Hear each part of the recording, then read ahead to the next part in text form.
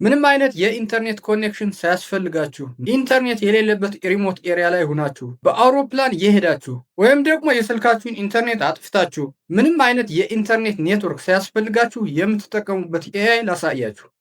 ያለምንም ኢንተርኔት የምንጠቀምበት ኤአይ ጀማፎር በመባል ይታወቃል። ጀማፎርም በሞባይል ስልክም በኮምፒውተርም መጠቀም ይቻላል። ጀማፎርም በስልካችሁ ለመጠቀም አፕሊኬሽኑን ከፕሌይ ስቶር ወይም ከአፕ ስቶር ዳውንሎድ ማድረግ ትችላላችሁ። ነገር ግን ጀማፎርን ኢትዮጵያ ውስጥ ናችሁ ለመጠቀም አፕሊኬሽኑ ኢትዮጵያ ውስጥ ስለማይሰራ አፕሊኬሽኑን ዳውንሎድ ለማድረግ የግድ ቪፒኤን መጠቀም አለባችሁ። ቪፒኤናችሁን ዩናይትድ ስቴትስ ላይ አድርጋችሁ ኮኔክት አድርጉ። ቪፒኤናችሁን ዩናይትድ ስቴትስ ላይ አድርጋችሁ ኮኔክት ካደረጋችሁ በኋላ ወደ ፕሌይ ስቶር ትገባላችሁ። ከዛ ፕሌይ ስቶር ላይ ገብታችሁ የአፕሊኬሽን ሰርች ቦክሱ ጋር ጎግል ኤአይ ኤጅ ጋላሪ ብላችሁ ጽፋላችሁ። ከዛ እንደዚህ መጀመሪያ የሚመጣውን ትነኩታላችሁ። ልክ እንደዚህ ጎግል ኤአይ ኤጅ ጋላሪ ብሎ ይመጣላችኋል። እኔ አሁን ከዚህ በፊት ዳውንሎድ ስላደረኩት ኦፕን የሚል ነው ይመጣልኝ። እናንተ ግን ኢንስቶል የሚል ነው ይመጣላችሁ። ኢንስቶል ታደርጉታላችሁ ማለት ነው። ከዛ ኢንስቶል ካደረጋችሁ በኋላ አፕሊኬሽኖች የሚደረደሩበት የስልካችሁ ክፍል ላይ ልክ እንደዚህ ኤጅ ጋላሪ ብሎ ታገኙታላችሁ፣ ትከፍቱታላችሁ ማለት ነው። ከዛ ልክ እንደዚህ ይመጣላችኋል። እዚህ ጋር በጣም ብዙ ነገሮች አሉ። እነዚህን ሁሉ መጠቀም ትችላላችሁ። ቻት ለማድረግ ግን ኤአይ ቻት የሚል ፈልጋችሁ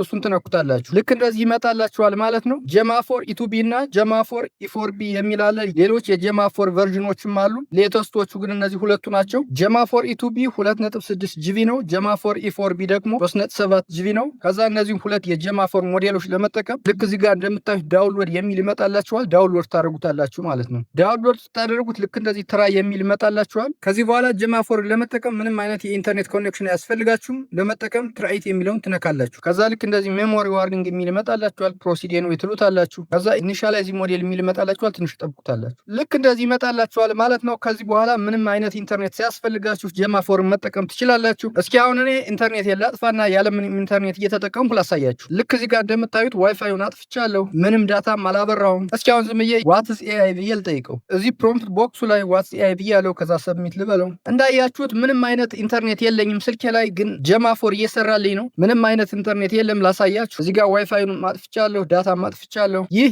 ኤአይ ስልካችሁን ኤሮፕሌን ሞድ ላይ አድርጋችሁ መጠቀም ትችላላችሁ። ይህ ማለት በአውሮፕላን እየሄዳችሁ መጠቀም ትችላላችሁ ማለት ነው። አሁን ልክ እንደምታዩት ስልኬን እዚህ ጋር ኤሮፕሌን ሞድ ላይ አድርጌዋለሁ።